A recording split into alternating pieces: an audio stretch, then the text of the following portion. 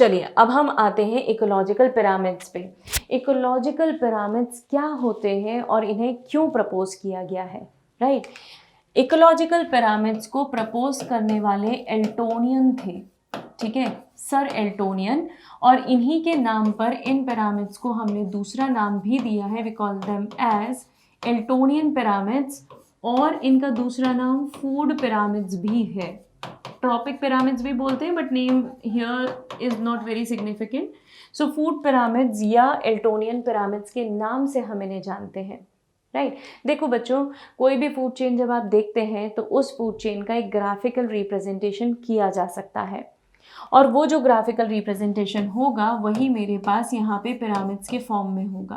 So I can represent any food chain, graphical representation of food chain, किसी भी food chain का graphical representation होता है तो उसे हम बोलते हैं पिरामिड। अब आपके दिमाग में क्वेश्चन आ रहा होगा, मैम हमने पिरामिड ही क्यों लिया? क्योंकि आपको बस मैं एक बार अभी तो सिर्फ इतना बताना चाहूँगी, थोड़ी देर से आपको क्लियर कर दूंगी मैं। देखिए पिरामिड का शेप कैसा होता है। अगर आप किसी भी पिरामिड का बॉटम देखेंगे बेटा तो उसका एरिया कैसा होता है, ज़्यादा, और अगर आप उसका टॉप देखेंगे तो एरिया कैसा होता है, नैरो, ठीक है। तो किसी भी पिरामिड में अगर मैं ऑब्जर्व करूं तो उसका जो एपेक्स है दैट इज़ नैरो और जो बेस है दैट इज़ वाइड। तो नैरो और वाइड बेस होगा मेरे पास किसी भी टाइप के पिरामिड का, राइट। अगर मैं इसकी जगह शेप ले लेती स्फीयर तो देखिए एरिया आपको कैसे वैरी करता, हालांकि यहाँ पे आप कुछ एक्सटेंट तक यूज़ कर सकते थे बट आपको शार्प पीक्स नहीं मिलते। शार्प पीक आपको सिर्फ पिरामिड में मिल सकते हैं। तो ये देखिए एरिया यहाँ पे ये ऊपर की तरफ ज़्यादा है, नीचे की तरफ कम हो गया, लेकिन शार्प होकर मिनिमाइज नहीं हुआ। यहाँ पे मिनिमाइज हो सकता है। अगर मैंने स्क्वायर लिया होता तब तो कोई बात ही नहीं थी, दिख ही नहीं रहा है मुझे यहाँ पे, तो कहीं पे भी कोई वेरिएशन नहीं आएगा। रेक्टेंगल में भी सेम चीज़ होती। ईजीएस्ट शेप मैंने चुना and that is triangle, that is pyramid. Easy representation चुना है, राइट। तो मैंने अगर रिप्रेजेंटेशन ये चुना है तो किसी भी ऑर्गेनिज्म के नंबर को सजेस्ट करने के लिए, उसके बायोमास को डिपिक्ट करने के लिए, या एनर्जी रिलेशनशिप्स को एस्टैब्लिश करने के लिए मैंने कुछ पिरामिड्स यूज़ किए हैं। इन्हें हम कहते हैं अल्टोनियन पिरामिड्स, जहाँ पे base will represent more number, और जैसे जैसे आप ऊपर जाते जाएंगे वो जो नंबर है वो क्या होता जाएगा, लेस होता जाएगा, राइट। तो हम एक एक करके एक एक पिरामिड के बारे में डिस्कशन करेंगे। So base will be having more number.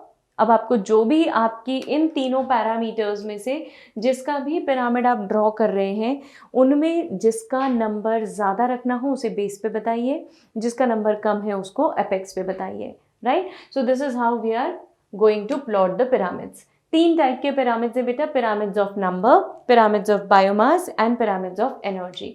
मैं तीनों आपको समझाऊंगी, तीनों हम एक साथ नहीं डिस्कस करेंगे, one by one we will talk about it.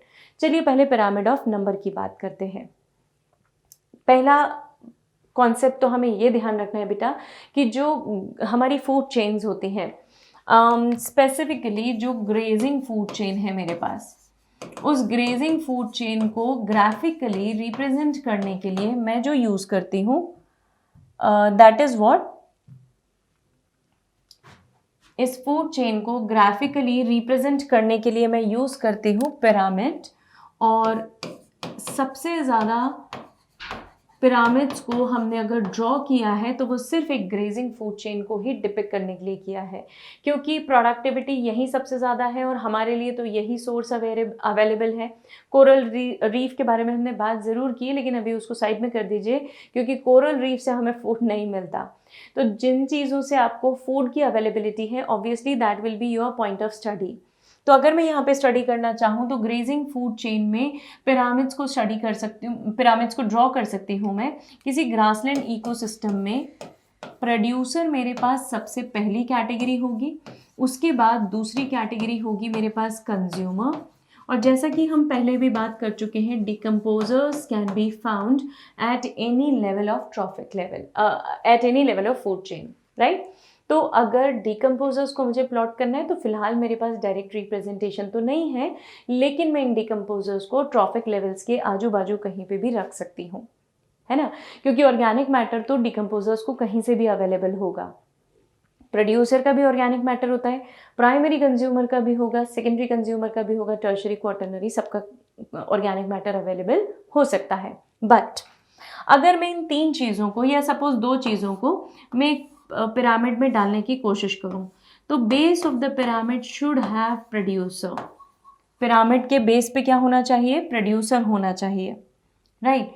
उसके ऊपर प्राइमरी कंज्यूमर होना चाहिए और उसके ऊपर सेकेंडरी कंज्यूमर होना चाहिए। तो अगर मैं किसी पिरामिड की बात करूं तो पिरामिड का base will be having more number of individuals, more biomass, right. अगर यहाँ पे मैं प्लॉट कर दूं नंबर, तो मेरे पास पिरामिड कुछ ऐसा आएगा, या मैं प्लॉट कर दूं बायोमास। अभी हम सिर्फ इंट्रोडक्शन देख रहे हैं बेटा, इंडिविजुअली मैं बताऊंगी आपको। बायोमास प्लॉट करें तो भी हो सकता है कि पिरामिड इसी तरीके से बने, और एनर्जी की मैं बात करूं तो भी पिरामिड ऐसा ही बनेगा। मतलब बेटा साफ साफ शब्दों में कहूँ तो पिरामिड का शेप थोड़ा बहुत वैरी हो सकता है, थोड़ा बहुत डिस्टॉर्ट हो सकता है, राइट। कभी कभी पिरामिड इरेक्ट हो सकता है, कभी कभी पिरामिड इन्वर्ट भी हो सकता है। दोनों केसेस देखेंगे हम। हमेशा प्रोड्यूसर बेस पे रहेगा। ग्रेजुअली आपके पास जितने कंज्यूमर्स हैं उन्हें ऊपर ऊपर डालते जाइए, और जो एपेक्स होगा उस एपेक्स पे आ जाएगा आपका टॉप कार्निवोर। अब जो भी हो, है ना, आपकी फूड चेन में 4 मेंबर हों चाहे 10 मेंबर हों, जितने भी मेंबर्स हो, 10 तो नहीं होते हालांकि, 10 मतलब तो बहुत ही बड़ी फूड चेन हो जाएगी, एंड कोई भी इकोसिस्टम बड़ी फूड चेन नहीं सपोर्ट करता। Remember the fact. रीज़न, अगर बहुत बड़ी फूड चेन में ले लूँ ना बेटा, उसके इम्पैक्ट क्या आएंगे मेरे पास? लंबी फूड चेन मतलब बहुत लंबा एनर्जी ट्रांसफ़र, और लंबा एनर्जी ट्रांसफ़र मतलब जो सबसे आखिरी का ऑर्गेनिज्म है ना बच्चों, उसको तो हार्डली ही कुछ एनर्जी मिलेगी, और इतनी कम एनर्जी में कोई टॉप कार्निवोर या मल्टी न्यूक्लिएटेड एनिमल तो सर्वाइव नहीं कर पाएगा ना, जिसका बॉडी डिज़ाइन हाईली कॉम्प्लेक्स है, वो कम एनर्जी में कैसे सर्वाइव करेगा? तो इसलिए food chains tends to be shorter. For efficiency we keep them short. अब देखिए ये आपके पास एक पिरामिड है। इस पिरामिड में मैं हर जगह पे ट्रॉफिक लेवल्स को इंडिकेट करूंगी। जितने नंबर हो ना बेटा, उतने पूरे पूरे नंबर आपको रखने पड़ेंगे विद वन कंपल्शन की प्रोड्यूसर हमेशा बेस पे आएगा। ऊपर जैसे जैसे जाते जाएंगे, जितने ऑर्गेनिज्म आपको उस ट्रॉफिक लेवल पे मिलते हैं उतने सब डाल दीजिए, एक भी मत छोड़िएगा, क्योंकि अगर आपने सारे ऑर्गेनिजम्स को उसमें नहीं इंक्लूड किया तो रिजल्ट्स अलग आ जाएंगे, आपका इंटरप्रिटेशन गलत चला जाएगा। तो ये अगर मेरा ग्रासलैंड इकोसिस्टम है तो यहाँ पे ग्रास बेस पे है, ठीक है। जो कंज्यूमर है, प्राइमरी कंज्यूमर सॉरी, वो सेकेंड पोजीशन पे है, और सेकेंडरी कंज्यूमर्स जो है वो थर्ड पोजीशन पे आ गए, है ना। पोजीशन चेंज हो रही है बेटा, याद रखिएगा। Secondary consumer is at third trophic level, primary consumer is at second trophic level, right. और उसके बाद जो मेरे पास टर्शरी कंज्यूमर्स हैं, they are at the top. So this is tertiary consumer,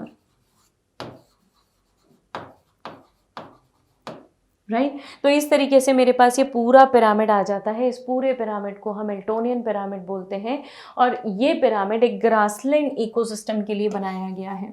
तो किसी भी जगह पे ग्रासलैंड इकोसिस्टम की मैं बात करूं तो पिरामिड ऑफ नंबर कैसा आएगा? इरेक्ट, हमेशा इरेक्ट ही होगा, ऐसा, राइट। लेकिन पिरामिड ऑफ नंबर किसी फॉरेस्ट में मैं बात करूं तो देखना, ट्री जो है वो सबसे पहली पोजीशन पे आने वाला है बेटा, है ना। ट्री के ऊपर रहने वाले इंसेक्ट्स हो सकते हैं जिनका नंबर 1, ट्री का नंबर 1 ही था लेकिन इंसेक्ट्स का नंबर काफ़ी हो गया, और इन इंसेक्ट्स को खाने वाले जो हॉक हैं उनका नंबर कंपैरेटिवली इंसेक्ट से भी कम हो गया। मतलब कैसा पिरामिड बनेगा पता है बेटा? ट्री ये 1 रहा, इसके ऊपर आने वाले जो मेरे जो इंसेक्ट्स हैं उनका नंबर ये ज़्यादा हो गया, और ऊपर आने वाला जो हॉक है उसका नंबर फिर से कम हो गया। तो कुछ इस तरीके से डिस्टॉर्टेड पिरामिड बनेगा। इसको इन्वर्टेड भी बोल सकते हैं हम, हालांकि this is not perfect inverted pyramid, so we call it as distorted pyramid. तो देखिए ज़रा ध्यान से, किसी भी फॉरेस्ट इकोसिस्टम में pyramid of number would be inverted, right. So हमने ग्रासलैंड इकोसिस्टम पढ़ा, फॉरेस्ट पढ़ा, और उसके बाद हम नेक्स्ट जो पढ़ते हैं that is aquatic ecosystem. Aquatic ecosystem में आपको क्या डिफरेंसेस मिलेंगे? I will show you. किसी भी एक्वेटिक इकोसिस्टम में डिफरेंसेस क्या आएंगे? फाइटोप्लैंक्टन्स, फाइटोप्लैंक्टन्स का मतलब होता है एक्वेटिक एनिमल्स जो कि फूड को सिंथेसाइज करते हैं, है ना, फोटोसिंथेसिस करते हैं। इनको खाने वाले होंगे बेटा जू प्लैंक्टन्स, है ना। इन जू प्लैंक्टन्स को खाने वाली होंगी स्मॉल फिशेस, और स्मॉल फिशेस को कंज्यूम करने वाली, this is small fish, and small fish को कंज्यूम करने वाली बिगर फिशेस। तो इनका नंबर उसी रेशो में बढ़ेगा बेटा जिस रेशो में अभी तक हमने बात की है। मतलब ये पिरामिड भी मेरे पास क्या आने वाला है, इरेक्ट। तो हमने 3 चीज़ें सीख ली कि पिरामिड ऑफ नंबर की मैं बात करूँ तो ग्रासलैंड इकोसिस्टम का पिरामिड इरेक्ट आएगा, फॉरेस्ट या ट्री इकोसिस्टम का पिरामिड इन्वर्टेड या डिस्टॉर्टेड आएगा, और एक्वेटिक इकोसिस्टम का पिरामिड जो है वो भी इरेक्ट आएगा। सो ये 3 कंक्लूजन्स आपको यहाँ से याद रखने हैं क्योंकि एग्जाम्स में पूछे जाते हैं, नीट में ये बहुत इंपॉर्टेंट चीज़ है, ठीक है। तो पिरामिड्स का शेप कौन से इकोसिस्टम में कैसा होगा ये आपको बहुत अच्छे से ध्यान रखना है। अब हम एक नेक्स्ट पिरामिड की तरफ चलते हैं, that is my pyramid of ये देखिए, मैं आगे बढ़ने के पहले एक बार ये पिरामिड ऑफ नंबर आपको दिखाना चाहूँगी। ये प्रोड्यूसर एक ट्री, उस ट्री के ऊपर डिपेंडेंसी इन ऑर्गेनिज्म की, और उसके बाद फिर इनके ऊपर ये ऑर्गेनिज्म की। तो ये हो गया हमारा कुछ तरीके से distorted pyramid, right. Let us talk about next pyramid, that is pyramid of energy. ये आपके पास पिरामिड ऑफ एनर्जी है। प्रीवियस कॉन्सेप्ट्स याद करें बेटा, मैंने आपको बताया था कि प्रोड्यूसर से एनर्जी कंज्यूमर की तरफ जाती है। ये रहे मेरे प्रोड्यूसर्स, ये मेरे प्रोड्यूसर्स हैं प्लांट्स। इन प्लांट्स से जो एनर्जी बनी है वो एनर्जी किसके पास जाएगी, कंज्यूमर के पास, ठीक है। कंज्यूमर से, प्राइमरी कंज्यूमर से सेकेंडरी, सेकेंडरी से टर्शरी कंज्यूमर। तो एक एक कंज्यूमर को क्रॉस करते करते एनर्जी जो है वो मूव अप करेगी। अगर सेम टाइप का पिरामिड ऑफ एनर्जी मैं किसी ग्रासलैंड इकोसिस्टम के लिए बनाऊं तो ये grass hopper, rabbit, sorry not rabbit, frog ले लेती हूँ मैं, फ्रॉग, है ना, फ्रॉग को कंज्यूम करने वाला स्नेक एंड हॉक और व्हाटएवर, बस इतनी फूड चेन काफ़ी है। तो यहाँ पे एनर्जी का फ्लो बिल्कुल ऐसा ही होगा। मैंने पहले भी बताया था बेटा कि एनर्जी का फ्लो कैसा होता है, यूनी डायरेक्शनल, मतलब एनर्जी जैसे निकली है वैसे के वैसे ही पहुँचने वाली है। So it is unidirectional energy, right. दूसरी फूड चेन देखो, ये फर्स्ट ली मैंने, दूसरी फूड चेन हम लेते हैं, ले लेते हैं हम फॉरेस्ट इकोसिस्टम की। तो फॉरेस्ट इकोसिस्टम में भी वही हो जाएगा, सब ट्री वगैरह से ही रिलेटेड रहेगा। तो वहाँ पे भी एनर्जी का फ्लो किससे रहेगा, ट्री से डियर की तरफ और डियर से टाइगर की तरफ, ठीक है। तो ट्री, डियर एंड टाइगर, यहाँ पे भी एनर्जी का फ्लो कैसा होगा, यूनिडायरेक्शनल। तीसरा ले लीजिए बेटा, एक्वेटिक इकोसिस्टम की एक फूड चेन ले लेते हैं हम। एक्वेटिक इकोसिस्टम की फूड चेन कैसी होगी, फाइटोप्लैंक्टन्स, उनको कंज्यूम करने वाले जू प्लैंक्टन्स, इनसे एनर्जी का फ्लो किसकी तरफ जाएगा, स्मॉल फिशेस, स्मॉल फिशेस से एनर्जी का फ्लो किसकी तरफ जाएगा, बिग फिशेस। मतलब कुल मिला के कंक्लूजन क्या निकलता है बेटा कि तीनों टाइप के फूड चेन्स में जब आप पिरामिड ऑफ एनर्जी देखोगे तो it will be always upright. तो यहाँ से एक इंपॉर्टेंट कंक्लूजन निकालते हैं हम, and that is energy flow is always unidirectional in a food chain, whether it is of grassland, whether it is of desert, or maybe it is of aquatic ecosystem, right? तो pyramid of energy हमेशा कैसा रहेगा, erect ही रहेगा। Fine, अब हम next pyramid की तरफ चलते हैं, that is what is pyramid of biomass. हमारा थर्ड पिरामिड है पिरामिड ऑफ बायोमास, जहाँ पे हम एक टोटल स्टैंडिंग क्रॉप को कंसिडर करते हैं। जैसा थोड़ी देर पहले भी बताया था बच्चों मैंने, स्टैंडिंग क्रॉप क्या होती है, जहाँ पे हम अवेलेबल बायोमास की बात करते हैं, ठीक है। अब ये जो अवेलेबल बायोमास है ये किन किन चीज़ों पे डिपेंड करता है, मतलब अगर सपोज मैं बात करूँ तो किसी भी जगह की स्टैंडिंग क्रॉप अलग है एंड स्टैंडिंग स्टेट अलग है। पहले आप स्टैंडिंग स्टेट भी समझ लो बेटा, standing state is bit different and standing crop is different. दोनों चीज़ों में डिफरेंस बताती हूँ मैं आपको। एक स्टैंडिंग क्रॉप का मतलब जो अवेलेबल बायोमास है, जो लिविंग ऑर्गेनिज्म का मास है, जो कि मैंने आपको बताया था कि सरफेस से ऊपर जो प्लांट्स लगे हुए हैं उनका जो बायोमास काउंट होगा that is called as standing crop, right. लेकिन अगर इनऑर्गेनिक न्यूट्रिएंट्स हैं तो इनऑर्गेनिक न्यूट्रिएंट्स की अवेलेबिलिटी कितनी है उसके बेसिस पे हम डिसाइड करते हैं स्टैंडिंग स्टेट। तो standing state purely inorganic substances की होती है या इनऑर्गेनिक सॉल्ट्स की होती है, राइट। अब ये जो इनऑर्गेनिक सॉल्ट्स है मेरे पास, ये इनऑर्गेनिक सॉल्ट्स धीरे धीरे धीरे धीरे सॉइल के अंदर जाते जाएंगे। एनसीईआरटी लिखती है बेटा अपना कि ये जो इनऑर्गेनिक सॉल्ट्स हैं ये अवेलेबल नहीं होंगे प्लांट्स को। अब क्यों नहीं होंगे आप समझ गए, हमने लीचिंग पढ़ा था, रिमेंबर डिकम्पोजिशन की एक स्टेप थी लीचिंग।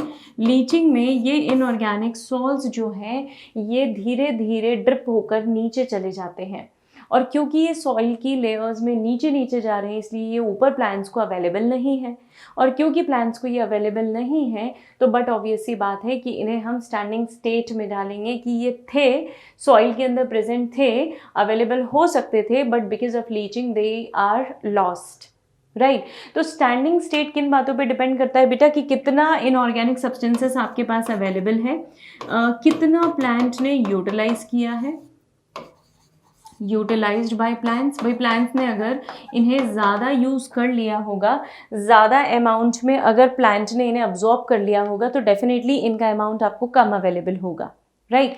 रेट ऑफ डिकम्पोजिशन पे भी डिपेंड करता है, मतलब कितना ये आपका जो ऑर्गेनिक मैटर है वो डिकम्पोज हो रहा है उसके बेसिस पर भी इसे हम डिसाइड करते हैं। अगर ज़्यादा मैटर डिकम्पोज हो रहा है तो ज़्यादा सॉल्ट्स अवेलेबल होंगे सॉइल में, कम मैटर डिकम्पोज हो रहा है तो कम सॉल्ट्स अवेलेबल होंगे सॉइल में। तो it all depends upon rate of decomposition, then utilized by the plants and then their availability, मतलब कितना लीचिंग हुआ है, इसे हम कहते हैं स्टैंडिंग स्टेट। आ जाते हैं हम जरा वापस से स्टैंडिंग क्रॉप पे। बायोमास कितना अवेलेबल है, ये बायोमास जब उसकी लिविंग फॉर्म में अवेलेबल है तब तक तो मैं इसे स्टैंडिंग क्रॉप बोलूँगी, और इसके मरने के बाद, इसकी डेथ के बाद जो डिकम्पोजिशन होगा उसे मैं क्या बोलूँगी, स्टैंडिंग स्टेट, राइट। तो अभी स्टैंडिंग क्रॉप पे ही फोकस करते हैं। जो बायोमास किसी भी ट्रॉफिक लेवल पे अवेलेबल है that can be plotted in the form of a pyramid of biomass. ये प्रोड्यूसर लेवल हो गया बेटा। हमने पिरामिड ऑफ नंबर पढ़ लिया है। पिरामिड ऑफ नंबर में हमने पहले ही बात करी थी कि प्लांट्स का नंबर प्रोड्यूसर लेवल पे ज़्यादा होता है, यहाँ पर भी इस लेवल पे भी प्लांट्स का नंबर ज़्यादा होगा, तो प्लांट्स का बायोमास भी ज़्यादा होगा। ऑब्वियसली बायोमास देख लीजिए ज़्यादा ही दिख रहा है। ऊपर जाएंगे तो प्राइमरी कंज्यूमर का नंबर कम हो रहा है, बायोमास भी कम हो रहा है, और ऊपर जाएंगे सेकेंडरी कंज्यूमर का नंबर कम हो रहा है, बायोमास भी कम हो रहा है। फाइनली टर्शरी कंज्यूमर का नंबर भी कम हो रहा है और बायोमास भी कम हो रहा है, राइट। तो अगर इस हिसाब से मैं प्लॉट करूं तो पिरामिड ऑफ बायोमास मेरे पास कैसा आता है बेटा, अपराइट, सीधा खड़ा हुआ है, राइट। तो अगर किसी ग्रासलैंड इकोसिस्टम के लिए मैं प्लॉट करूं तो it will be erect, right. अगर मैं किसी फॉरेस्ट के लिए प्लॉट करूं तो फॉरेस्ट में भी ये इरेक्ट ही होगा ना, क्योंकि प्लांट्स का जो बायोमास होगा वो उनके कंज्यूमर से ऑब्वियसली ज़्यादा ही होगा। पर तुम ज़रा सोच के देखो बेटा, क्या किसी एक्वेटिक फूड चेन में ये इरेक्ट हो सकता है? एक्वेटिक फूड चेन में मेरे पास प्रोड्यूसर लेवल पे जो ऑर्गेनिज्म है वो बड़े छोटे छोटे से ऑर्गेनिज्म है जिनका वजन मात्र ग्राम्स में होता है ना, ग्राम भी मैं ज़्यादा बोल रही हूँ। तो ये जो फाइटोप्लैंक्टन्स हैं, ये फाइटोप्लैंक्टन्स का नंबर भले ही ज़्यादा हो बेटा, लेकिन जो अवेलेबल बायोमास होता है वो कम होता है। अच्छा, इनका अवेलेबल बायोमास एक और रीज़न से कम होता है। क्या बेटा, कि अगर सपोज़ ये मर गए तो मरने के बाद जब दूसरे आते हैं तो अवेलेबल कितना होता है, लिविंग बायोमास की बात कर रहे हैं ना, तो अवेलेबल लिविंग बायोमास कितना होता है, कम होता है, क्योंकि इनका life span is small, less life span होने के कारण एट अ टाइम अगर आप इन्हें देखेंगे बायोमास के टर्म्स में तो इनका नंबर आपको कम ही मिलने वाला है, राइट। तो फाइटोप्लैंक्टन्स का नंबर कम होगा, जू प्लैंक्टन्स का नंबर ज़्यादा होगा लेकिन बायोमास कम होगा। उसके बाद बड़ी फिशेस का नंबर कम होगा लेकिन बायोमास ज़्यादा होगा। तो देखिए ज़रा, ये पिरामिड जब आपके पास बनेगा ना तो ये पिरामिड इन्वर्टेड बनेगा, राइट। फाइटोप्लैंक्टन्स का मास कम होने से उनका जो पिरामिड में जो ऑक्यूपेंसी है वो ऊपर की तरफ रहेगी। ये मेरे प्रोड्यूसर्स हैं, है ना, और ये मेरे कंज्यूमर्स हैं। लार्ज फिशेस का बायोमास ऑब्वियसली ज़्यादा है तो उनको बेस पे रखा है हमने। स्मॉल फिशेस का उनसे कम है, उनको ऊपर के ट्रायंगल के सेगमेंट में रखा है, फिर जू प्लैंक्टन, फिर फाइटोप्लैंक्टन। तो मेरा पिरामिड पूरी तरीके से इन्वर्ट हो गया, राइट। ये डिस्टॉर्टेड नहीं है बेटा, ये इन्वर्टेड है। तो पिरामिड ऑफ बायोमास इन्वर्टेड होगा किसमें, जब भी मैं मराइन इकोसिस्टम की बात करूंगी, या मैं कह दूं कि एक्वेटिक इकोसिस्टम की बात जब चलेगी तो ये भी कैसा होगा, इन्वर्टेड। आ रही है बात समझ में? तो हमने 3 तरीके के पिरामिड्स पढ़े, pyramid of energy, pyramid of biomass and pyramid of number. उसमें नंबर और बायोमास में हमने कुछ इन्वर्जन्स, डिस्टॉर्शंस पढ़े हैं, जबकि पिरामिड ऑफ एनर्जी यूनिवर्सली सबके लिए क्या होगा, इरेक्ट होगा। तो ये बात अच्छे से दिमाग में बिठा लीजिए बेटा। प्रोडक्टिविटी पे क्वेश्चन ज़्यादा पूछे जाते हैं, पिरामिड्स पे भी क्वेश्चन ज़्यादा पूछे जाते हैं, तो आपको ये दोनों चीज़ें बहुत अच्छे से ध्यान रखनी है, राइट।